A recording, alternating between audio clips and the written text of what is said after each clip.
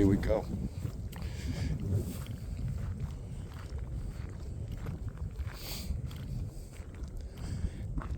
That's what we're leaving behind.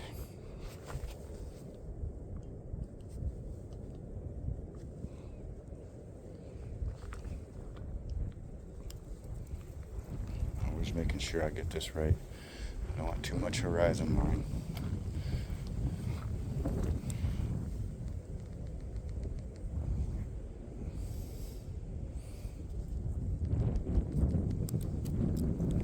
Let's try it right there.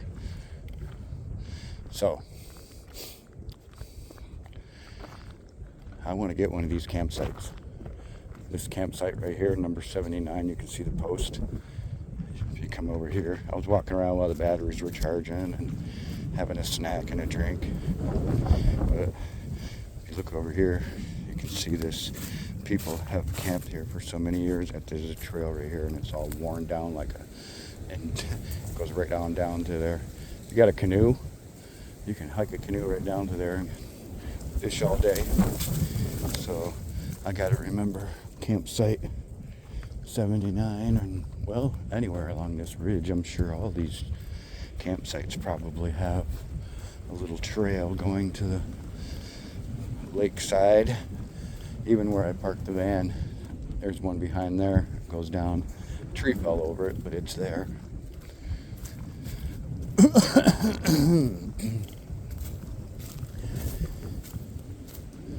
We are at, there's a little trail right here. We are at the end of April, and there's still snow on the ground here and there, piles of it, where they plowed and stuff, but none of the trees, as you can see, have even started to think about oh, here we go. We got some coming. A little bit. Nothing overly fantastic though. Well, no trail here. Oh yeah, there is right there. Look at that. Goes right to the water. I have my fishing gear. I just don't have my fishing license yet. I came here to this park purposely to get my vehicle tag for the year for all the state parks in Minnesota, and to get my sportsman's license, which allows me to hunt small game and fish for the year when everything's in season. You can fish all year round. It's just some you can't keep. Like right now, you can catch a bunch of crappie, you just can't keep them.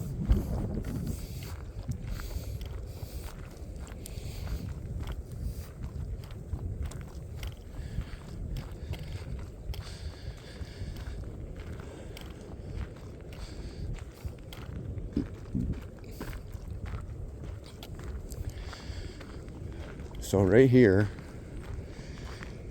I wanted to drive this earlier. This is called Park Road,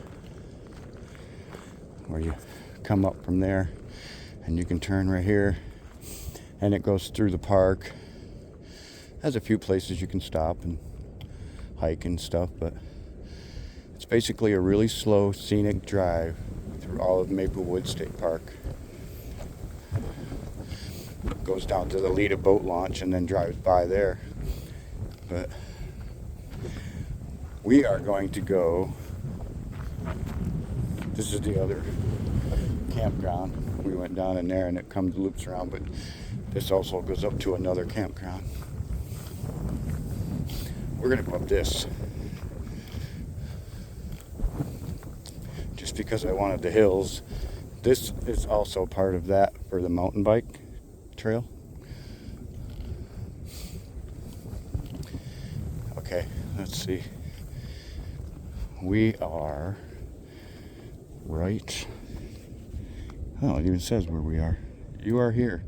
See this trail right here, this red dotted line? That's what we're on right now. We're gonna go up to there. We did this earlier today.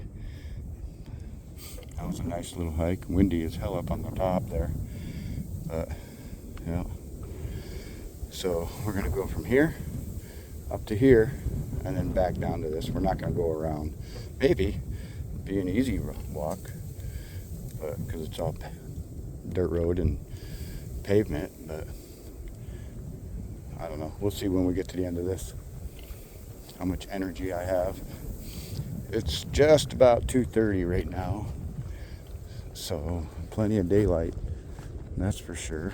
And it is warming up. Oh yeah, this is also the horse trail,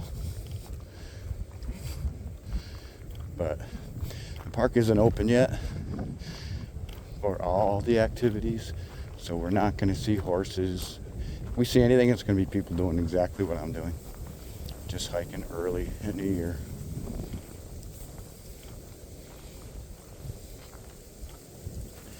But being it's a horse trail, it's going to be like this the whole way. Just a nice walk.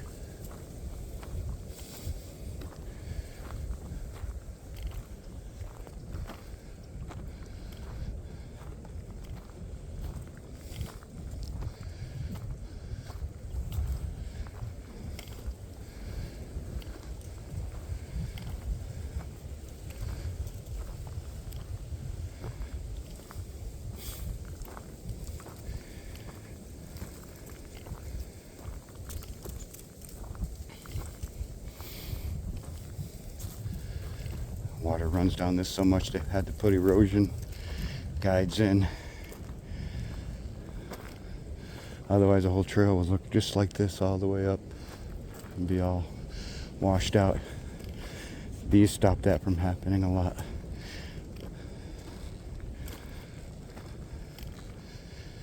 They're also handy for steps, but you really don't need them. That's not what they're there for. See, as you can see, most people avoid them. Smoother to walk around them. They're just there for erosion. Oh, this is going to go up. Okay. I didn't realize we went up that high. I guess I can feel it in the old ticker right now.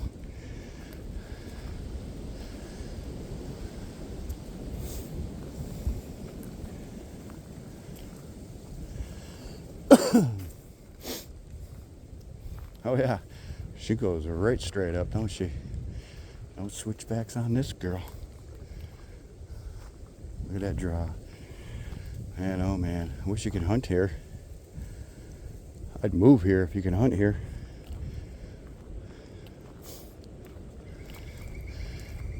This is one of the most pristine parks, in my opinion, that Minnesota has. In the fall, this is probably the most picturesque park that you can come to as far as fall colors. There's a reason why it's called Maplewood. The maple leaves mixed with the oak leaves, you can't beat that.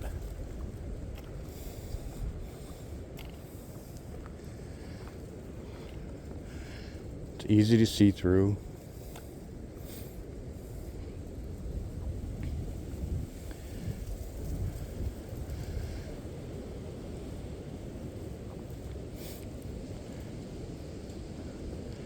I don't know. I'm the type of person that could just go right up there and sit there for hours and watch and wait and see what comes through this draw. That's just me. I think that's why I like bow hunting so much. I watch so much wildlife while I'm out there. And hunting in general. But I say bow hunting because when I shoot my rifle, and my rifle is a black powder rifle, so it's not like I have a high power rifle, but it's still a rifle. It's a 50 caliber rifle, no matter how you look at it. The length of the barrel is what makes it a rifle. But anyway,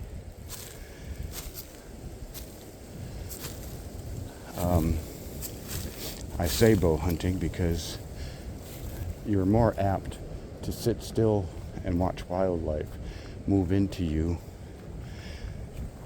way longer than you will with a rifle. So, hunting in general, yes, would be a great place to sit. But you know darn well, once it's within 100 yards, it's fair game. Then you're not so much looking at it as an awe factor. Now you're looking at it as a shot placement. Two different things between archery and rifle. It doesn't become a target until it's 30 yards or closer for me. Until then, it's still an awe factor.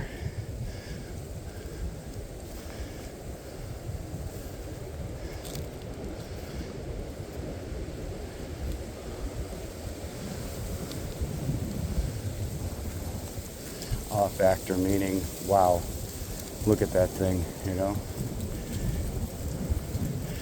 Like when you stop and see the most beautiful buck you've ever seen in your life, and you just go, whoa. That's every deer for me until it gets within that target range. And most of them don't. And it's not because I spook them. It's because they just decide to go a different direction. Some I spook. I'm not going to brag. I spook a lot of deer. For a lot of different reasons. I'm human, for one. The main one. It's interesting how I always talk about deer when I'm out in the woods.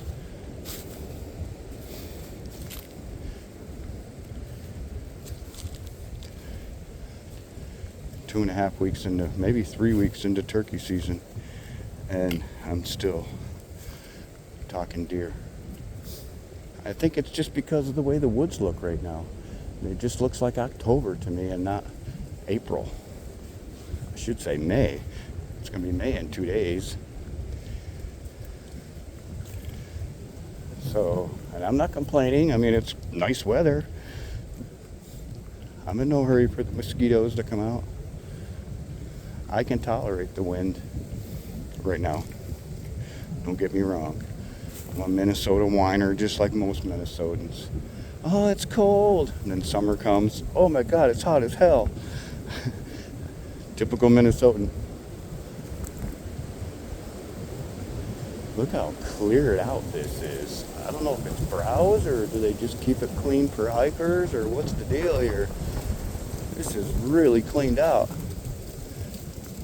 You can see forever.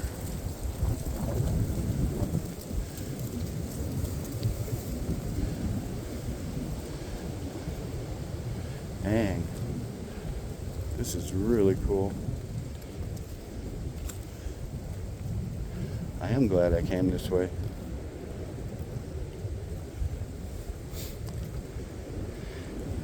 You see red marks on the rocks now and then. That's to mark the trails.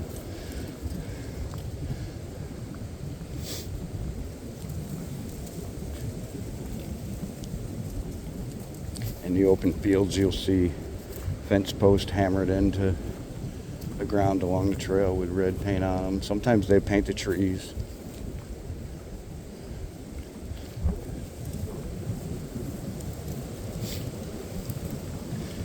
Trails like this are pretty easy to follow, especially the horse trails.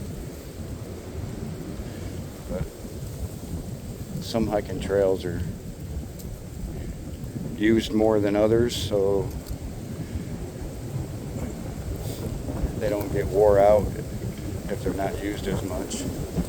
Man, I almost wish that trail went across that bridge over there. But then again, it's pretty windy up here. Oh, right in our face right now. And we're going down into it.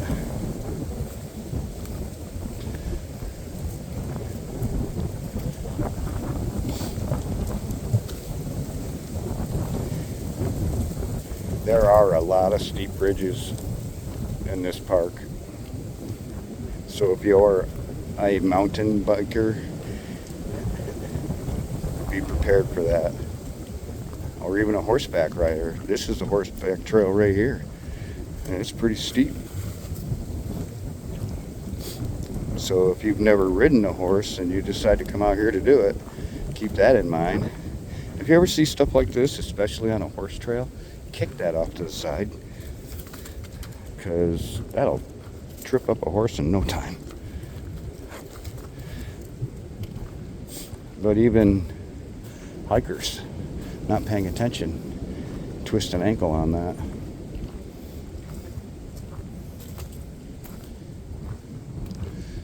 It's not going to ruin the ecosystem if you move a rock 4 feet off to the side of the trail. Look how cleaned out that is.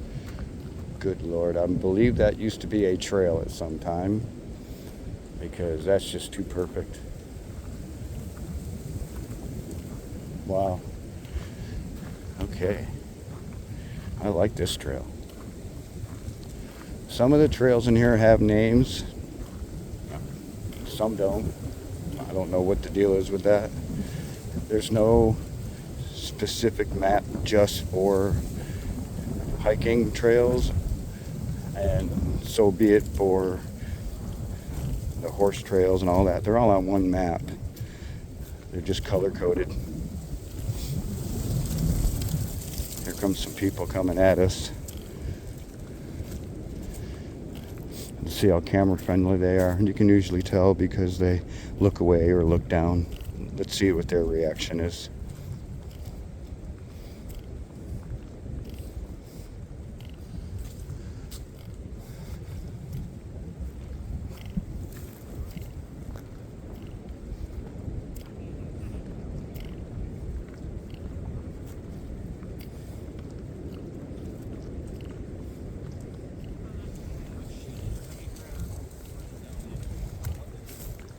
Hi guys.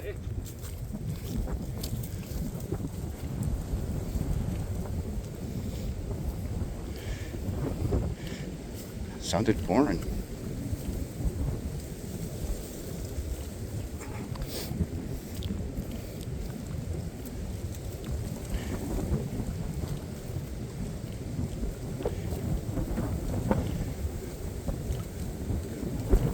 Cool.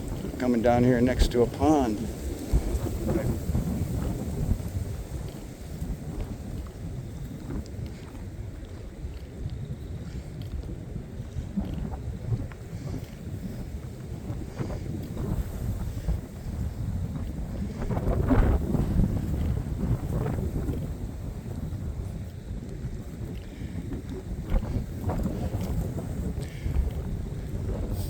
Days like today, I wish I had a dog. But I'm also glad that I don't have the responsibility of making sure it's healthy. Not that I wouldn't, I'm just saying. Vet bills and checkups for animals nowadays are just as bad as the medical system for humans. It's just crazy. Is that ducks I hear chattering over there? That's got to be frogs. It's got to be, yeah.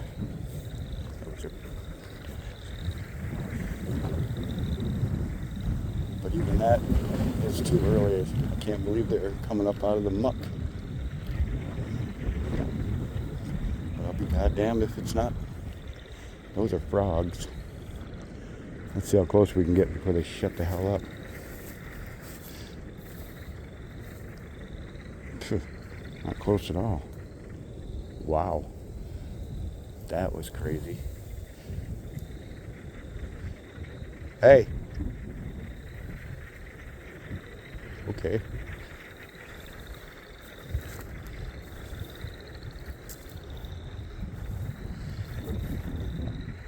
I shouldn't be doing this because the ticks are out like crazy, I'm sure. If the frogs are coming up out of the frozen mud, then I'm sure the ticks are too. We can go down a little here.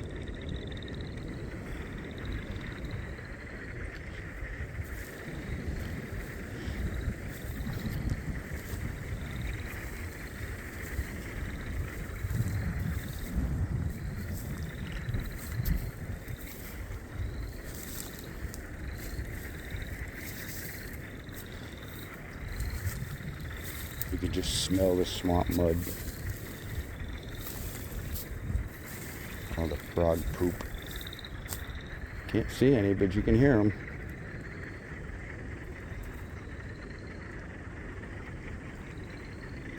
It is really, really warm standing on this grass. So I'm sure they're all like, come here, honey. Let's do it. It's really warm over here.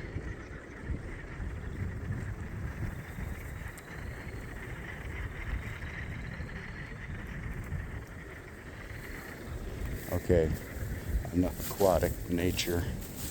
Let's move on this trail. Oh, yeah. Oh, swamp bug.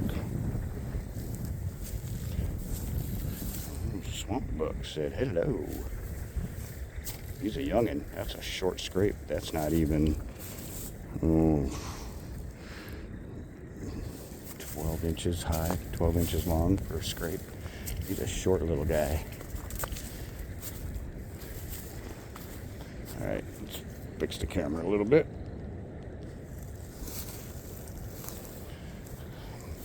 Let's move on down this road.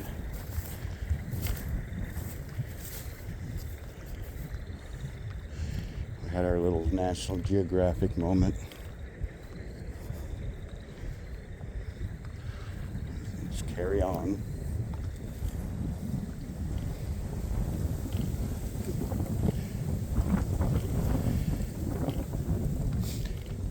This is another park that I come to just fish. I've never hiked any of these trails. I'm just taking advantage of it being so early in the season and still being just getting over winter and late April. There's no place to really fish yet. And like I said, I haven't even got my fishing license yet, so it's not even on my mind.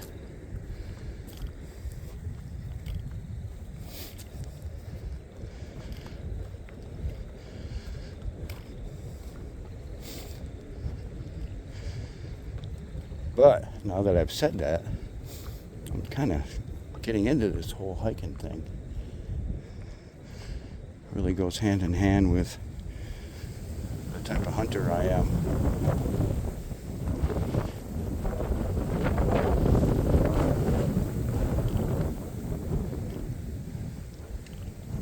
It's a pretty cool view.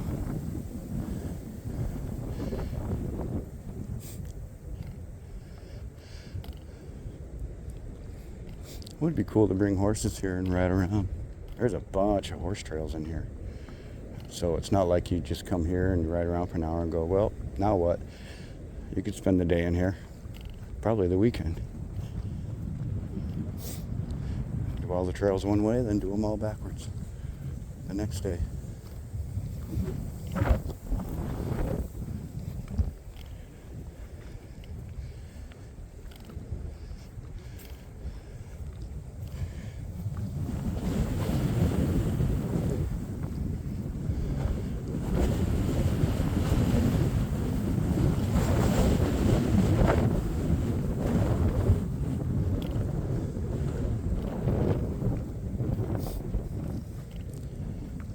So I learned a secret on YouTube, oddly enough. Now, I don't know if all hikers do it. I'll just put it this way. I don't know if all hikers that use trek poles do it or not. But for a few days now, this is an adjustable one. It actually has a scale on it so you can adjust and remember what your setting is for comfort as far as the right height and all that. And I've been adjusting it for a few different times that I've used it so far, the last few different times I've used it right up until today. And I learned a secret on YouTube from a hiker I watch, and what she did, because she uses two, and what she did, where the clamps are, on the other side it screws so you can adjust it so it really clamps in tight. Well, she made it so it was just tight enough to hold it, and then hiked with it for a few hours. and then looked, and sure enough, they moved into the position of the most comfortable position. So she just screwed it tighter. Now she knows her exact settings. I thought that was kind of clever. So I did that on the first trail, and sure enough, I was off by about 3/8 of an inch for perfect comfort. I almost wish I could remember the girl's name. I'd give her credit for it, because that's pretty genius.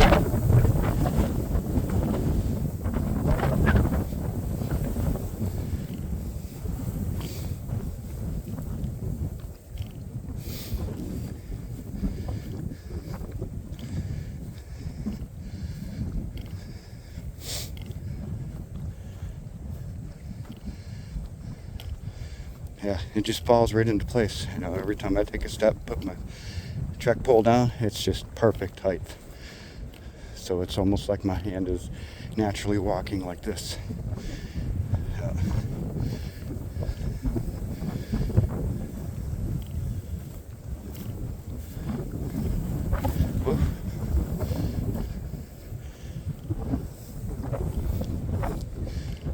Well, there's a parking lot and some buildings. This must be where we were this morning. That was quick. Wow. That was really quick. It was almost too quick. I wanted to go a little further, but that's okay. Going back won't hurt us. I don't want to go any further because that just gets further and further away from the van. This was a half mile, well, 0.6. But yeah, this is where we were this morning. And we hiked up right alongside that shitter building. Up a little further, there's a trail that goes up to the ridge up there. We did that earlier. All right, well, we got time.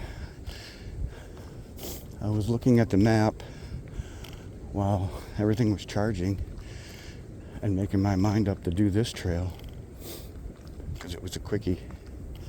I also noticed a few others I wanted to try because they were also short and quickies. But we are limited to what we can do because the roads are closed, so we'll have to hike to them as well as hike up them. But that's a pretty cool view. We've already seen it pretty much because we were just over there a couple hours ago, but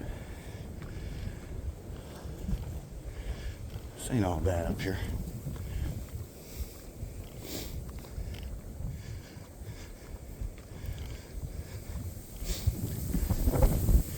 If anybody's wondering what I film on, this is just the basic Samsung S23, the new one this year.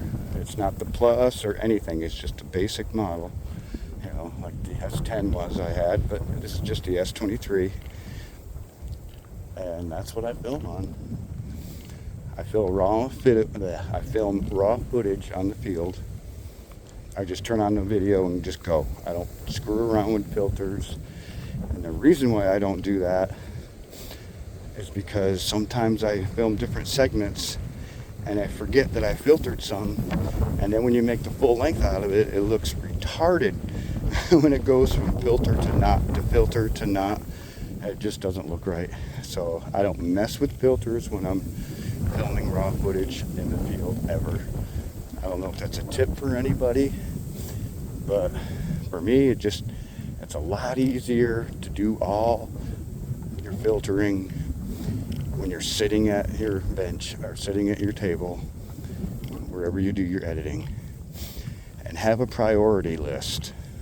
When I get back and I sit down to do my editing, that is the very first thing I do, because the very first thing I do is filter. I go through all the videos that I made for the day and filter them all exactly the same. That's the first thing I do. That way I know that is done. Then I go through and edit audio and all that for each individual one.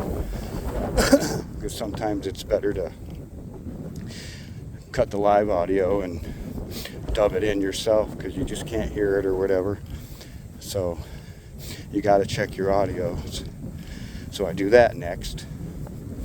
And then after that, I clean up the beginning and the end, because there's always a hand or this or that or whatever at the end where you're shutting your camera off and turning it on. And then you're pretty much ready. You got it filtered, you got the audio cleaned up, and you got it cut. All you got to do is tie them all together in the order that you want, and you just made a full length. Now I make it sound easy because everybody knows that mixed videos, editing is what kills you. That's what takes the most time. And it's mostly because you have to watch the majority of your work when you're out here, because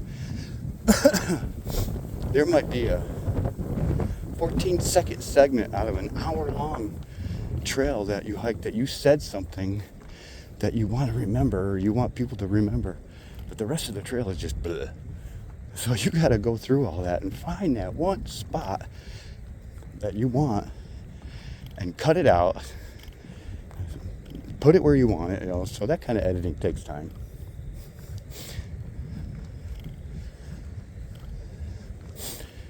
I try to do what I call back-to-back filming. Like at the end of this trail, when I'm done, boom, camera off. And so it's that, at least that segment is just this trail. I don't keep the camera rolling, in other words, and start hiking another trail or start doing something else. I'll stop. So it makes a time frame on your video. It's a lot easier to find things after you edit because you know when you cut it. But if you just wander around and you're thinking to yourself, oh, I want to go to that part where I did this, but it's at the end, somewhere at the end of this, you got to pretty much find that unless you do a clip.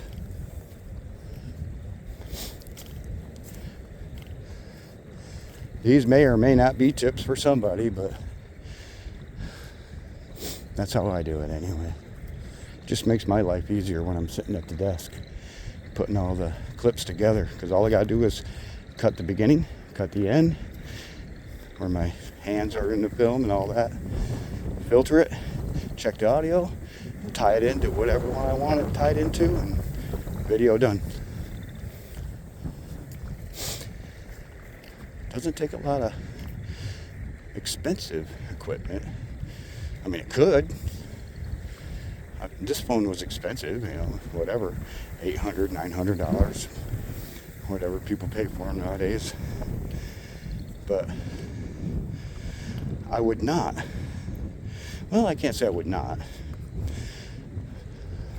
But as of right now, I would not spend $800 on just a camera. For me, spending $800 on a phone is a little more practical because it's also a phone, a computer, a camera, it's a lot of things. So there's a little more logic there.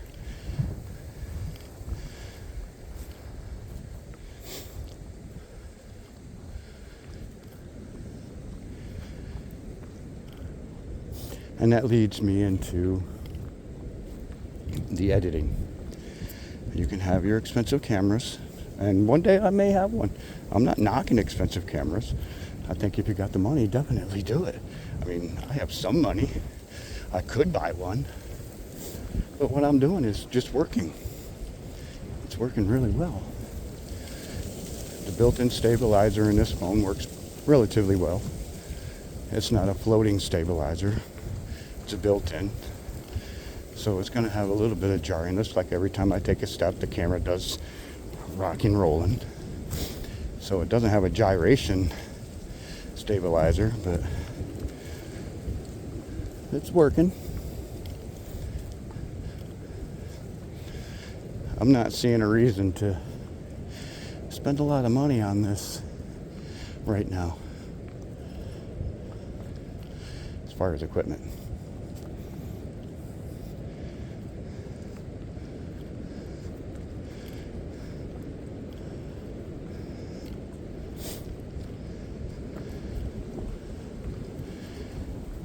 At this point, my major expense is me. Where I want to go, how long it takes to get there, and how long I stay there. I am my biggest expense. If I'm just going to go for a short time, it's just gas money. If I'm going to go for a few days, it's making sure I got camping supplies, food, gas, several things. But those times where I need all that stuff and spend all that extra money are going to be the better videos, because they're going to be in places that are like this and way bigger or better or whatever, like Grand Canyon. You're not going to just go there and walk around for an hour. Here you can do that. So you have to have money enough to do things for the amount of time that makes sense,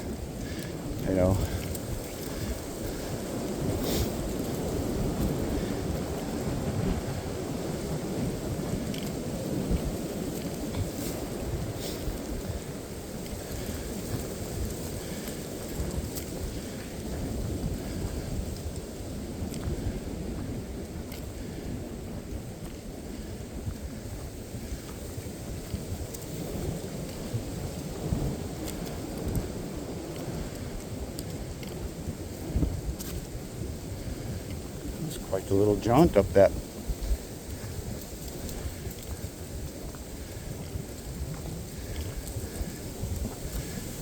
Oh, that wind up my back. Didn't look like it was that far down there, or didn't look like it was this far up here, but evidently it goes even higher.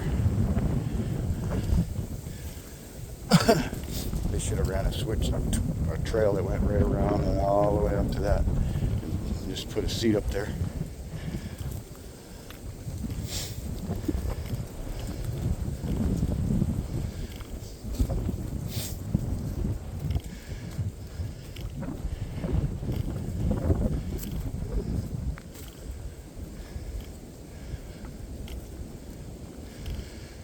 Yeah, I'm gonna have to lose the jacket when we go back to the van. It's getting warmer now.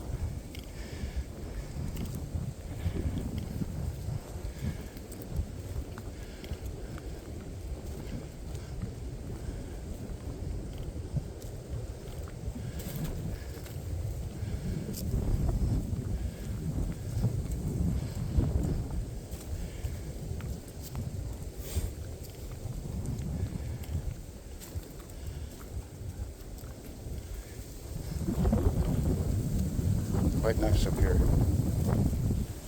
even with the wind. The wind is actually comfortable now. Before it was chilly. Now it's making it comfortable to hike. Lift your hat a little bit, let a cool air in. Feels pretty good. That's quite a draw down there.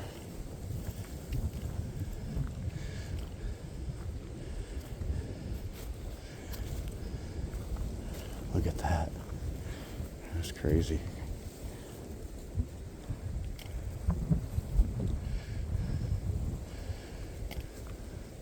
Here's a road right there. You can see it. Runs right along the bottom of that.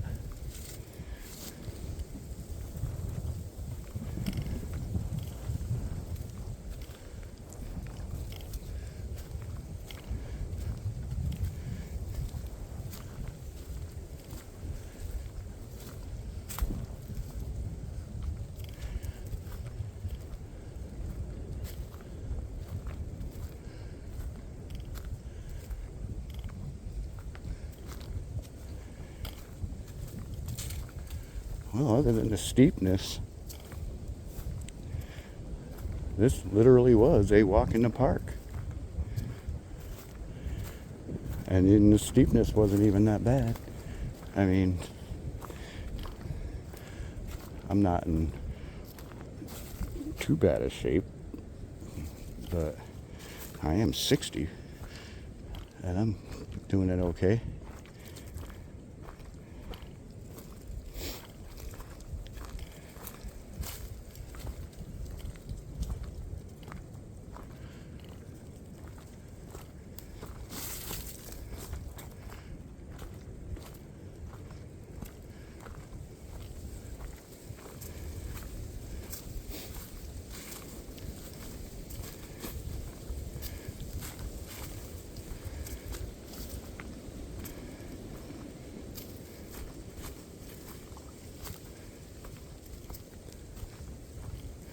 Absolutely ideal settings on this now. Going downhill is just like a third leg out in front of me every time I take a step down the hill, keeping me perfectly stable. Hats off to the girl. She was a British girl, or over the pond somewhere anyway. Actually, she hiked a lot of Scotland, now that I think about it. Big giant blue eyes. Her and her boyfriend both were hiking that day. And I remember her either saying it to him or just saying it out loud.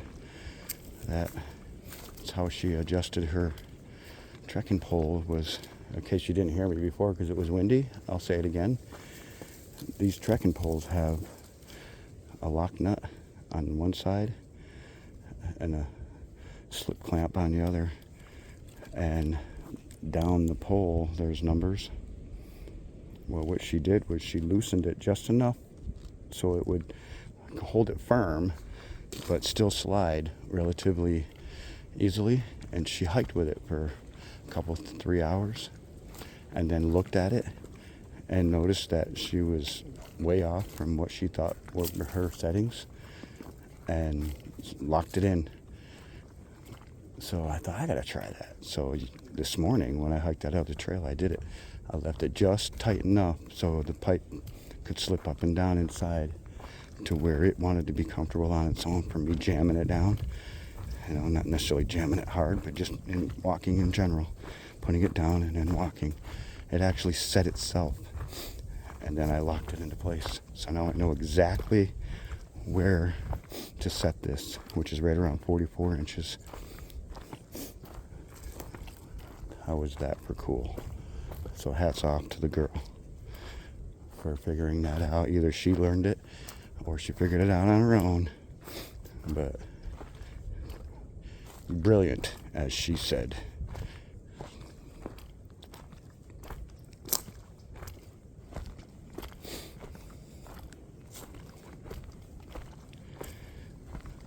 And it is absolutely perfect right now walking down this hill. Couldn't be any better. I throw it out and it's right there. Lands right on the ground. Perfect. It just swings right out. Just the way it's supposed to be.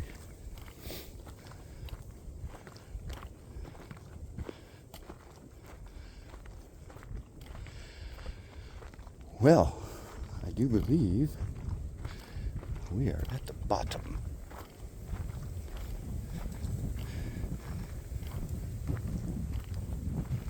Okay, let's bring this back up a little bit. I had that facing down because we were going downhill.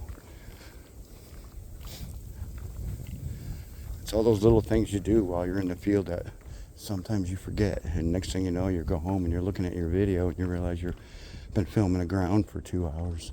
That always makes your damn day. Well, we can go check out this campsite and go across the other way.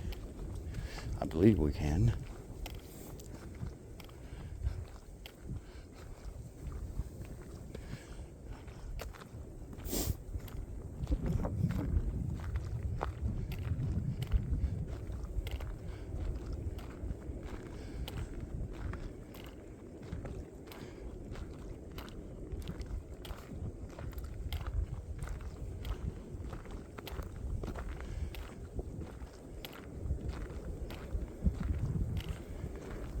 The animals here, the raccoons, they are such a nuisance that you have to have your recycles and trash under lock and key. Well, maybe not key, but under lock.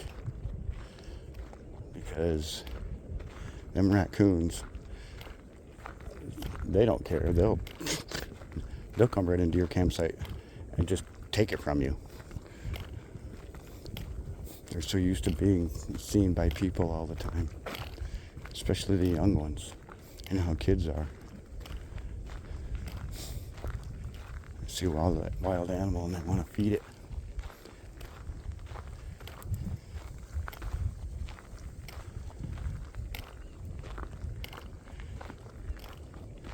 Yeah, we'll be ditching the coat and the gloves on the next hike. It's warmed up quite a bit.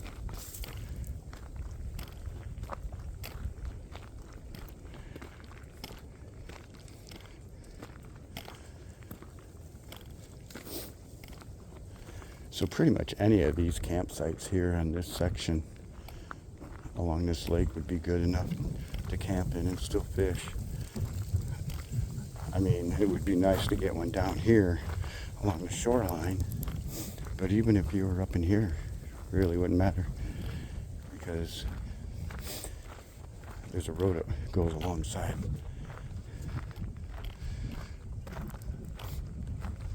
Over there, there's a road that goes alongside it, and I'm sure you can just hike along it.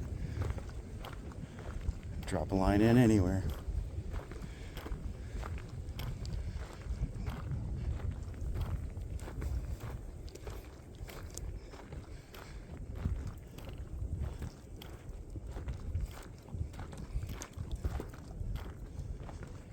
One of the lakes in here has trout in it. I can't remember the name of it right now. I think it's Beer Lake, which I think is right there. I think. Don't quote me on that. But, I mean, as far as that being the lake. But one of the lakes for sure has trout in it. And I know there was some type of restriction. Well, A, you have to have a trout stamp. You can't just come here and catch trout. You have to buy the trout stamp to do that. But other than that, and definitely don't get caught. It's over $100 you get caught with a trout without a trout stamp. And I do not know that by experience. I know that by someone telling me that by their experience. He was not happy.